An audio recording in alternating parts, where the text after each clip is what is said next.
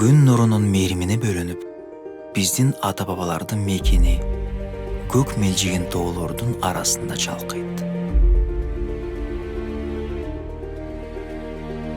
Көз жоосун алган жаратылышы адамды өзүнө тарткан жер.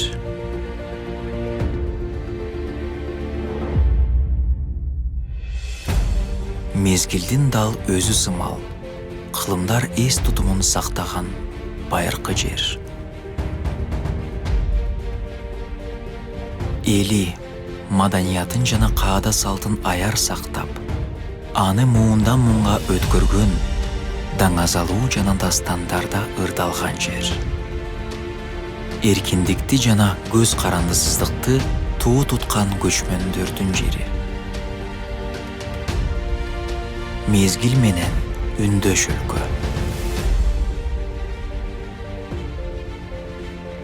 Борбордук Азиянын дал ортосунда жайгашып, байыркы замандардан бери улуу жибек жолу өткөн жер.